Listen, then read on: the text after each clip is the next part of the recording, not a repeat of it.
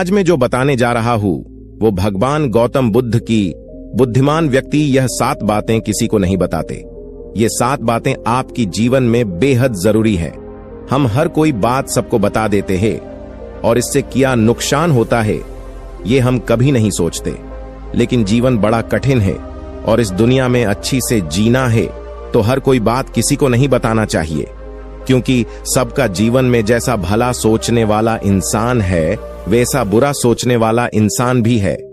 आप हम सबके घर में कुछ न कुछ जरूर बातें होते रहते हैं, जैसे माता पिता से बातें, अपने पत्नी से बातें, अपने बच्चों से बातें, अपने भाई बहन से बातें, और घर की जो भी बातें होती है वह बात घर अपने परिवार के बीच ही रहना चाहिए। क्योंकि घर की बात जैसे पैसा की बात, कोई भी सुख दुख की बातें, कोई झगड़ा की बातें अपने ही परिवार की अंदर ही रहना चाहिए। अगर ये सब बातें बाहर किसी को पता चलता है तो वह व्यक्ति इसका बड़ा फायदा उठा सकते हैं। इसलिए हमेशा घर की बातें किसी को नहीं बताना चाहिए। कौन बातें जो किसी को नहीं बताना चाहिए वह मैं बताने वाला हूं, तो चलिए विस्तार से इसके बारे में चर्चा करते हैं। जहां लोग अपनी तारीफ खुद ही कर रहे हों। आचार्य चाणक्य के अनुसार अगर किसी स्थान पर लोग खुद की तारीफ खुद ही कर रहे होते हैं तो वैसे स्थान पर खामोश रहना चाहिए। साथ ही यदि किसी स्थान पर अगर सभी लोग अपना अहंकार दिखा रहे हैं तो वहां पर आपको बिल्कुल खामोश बैठना चाहिए। चाणक्य बताते हैं कि ऐसी जगह पर बोलने वाले व्यक्ति का अपमान ही होता है। इसके अलावा वे लोग आपको नीचा दिखाने की भी कोशिश करेंगे। इसलिए एक बुद्धिमान व्यक्ति को ऐसे स्थान पर हमेशा चुप ही रहना चाहिए। तीसरा है, जब कोई किसी और की बुराई कर रहा हो। जब कोई आदमी आपके सामने किसी तीसरे आदमी की बुराई कर रहा हो तो उस समय आपको बस चुप रहकर सुनना चाहिए और अपनी राय व्यक्त नहीं करना चाहिए, क्योंकि जो आज आपके सामने किसी तीसरे की बुराई कर रहा है वह कल किसी और के सामने आपकी बुराई भी कर सकता है यदि आपने कुछ कहा तो। इसलिए बेहतर यही होगा कि आप ऐसे स्थान पर रुके ही ना जहां किसी की बुराई की जा रही हो। चौथा है, जब आपके पास अधूरी जानकारी हो। अधूरी जानकारी बहुत ही खतरनाक होता है।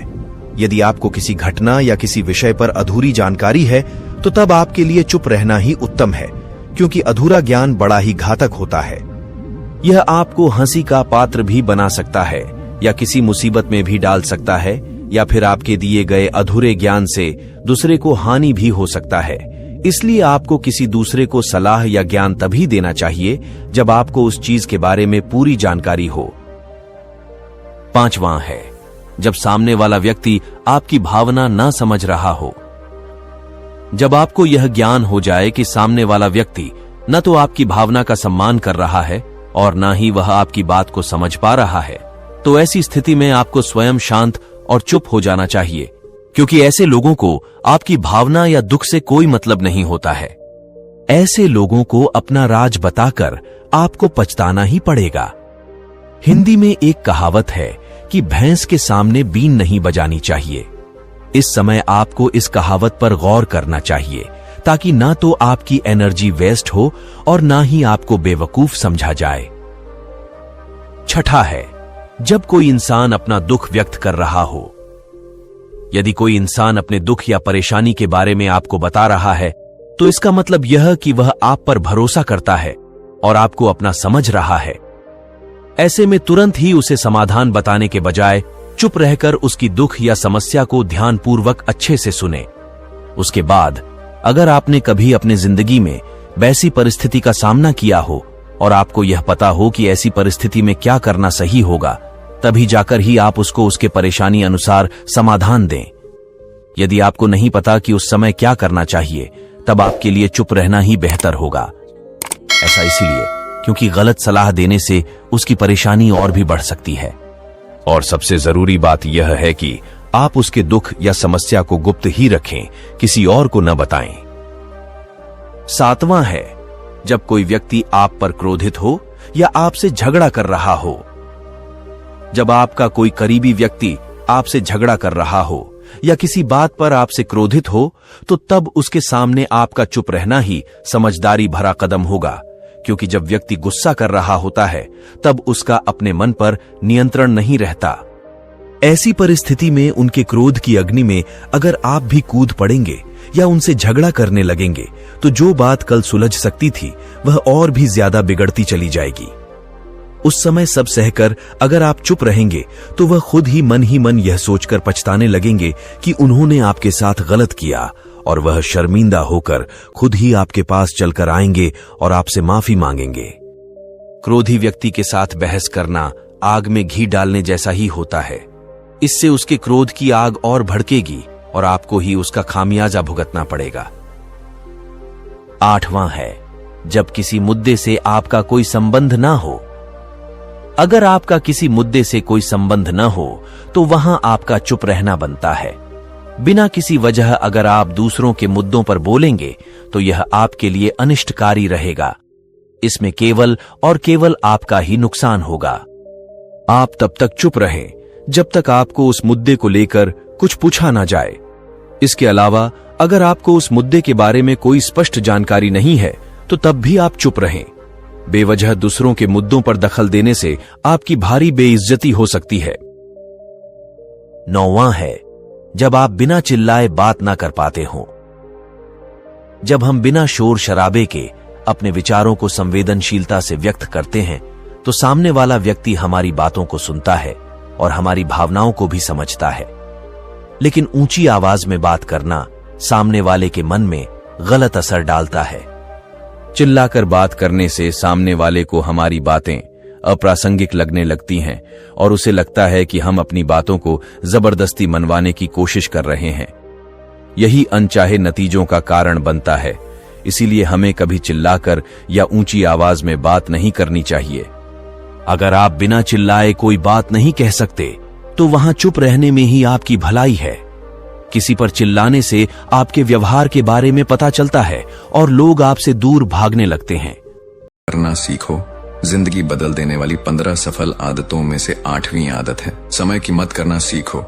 समय एकमात्र ऐसी चीज है जो लगातार कम होता रहता है, वह भी एक समान रफ्तार से। कभी भी इसके कम होने की गति धीमी नहीं पड़ती। समय पर किसी भी चीज का, किसी भी घटना का कोई फर्क नहीं पड़ता।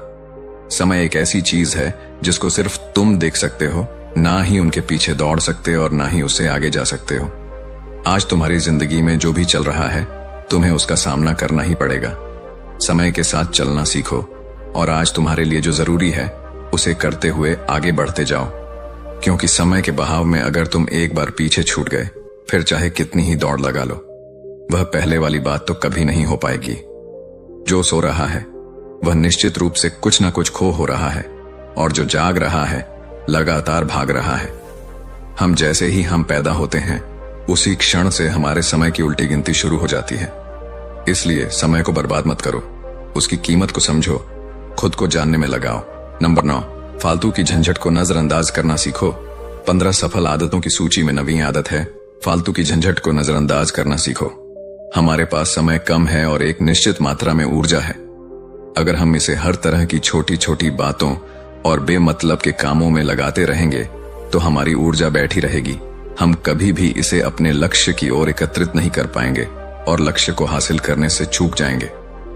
ज्यादातर लोगों की गलती भी यही है कि वह हर चीज, हर काम में खुद को सम्मिलित करने की कोशिश करते हैं, जिससे उनकी ऊर्जा घट जाती है और वह कुछ भी महत्वपूर्ण नहीं कर पाते। इसीलिए जो काम जरूरी नहीं है, जो दूसरे कर सकते हैं, उसे दूसरों को सौंप दे। अपना सारा समय अपने महत्वपूर्ण कामों में लगाओ। नंबर 10, जीवन से नकारात्मक लोगों को निकालकर सकारात्मक लोगों के साथ रहना शुरू करो।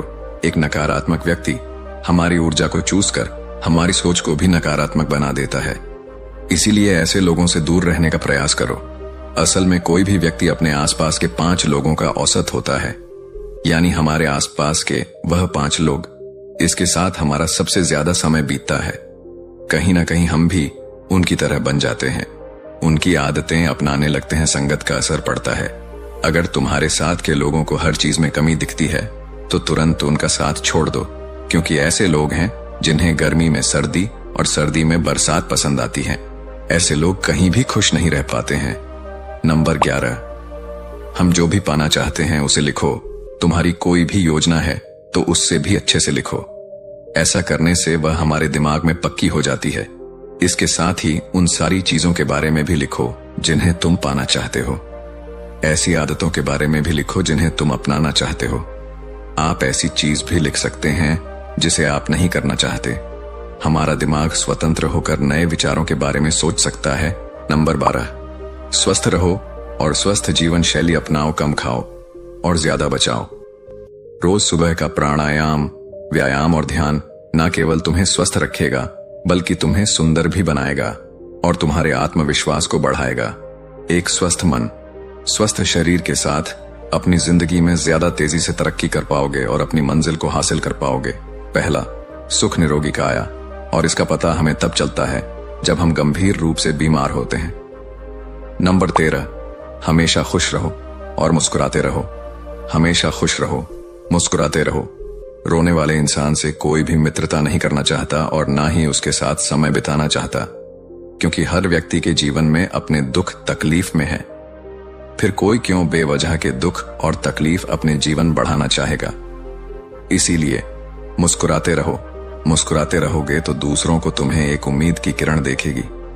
हो सकता है तुम्हारी मुस्कुराने से कोई और अपनी तकलीफ भूल जाए। उसका मतलब यह नहीं कि तुम हमेशा हंसते रहो।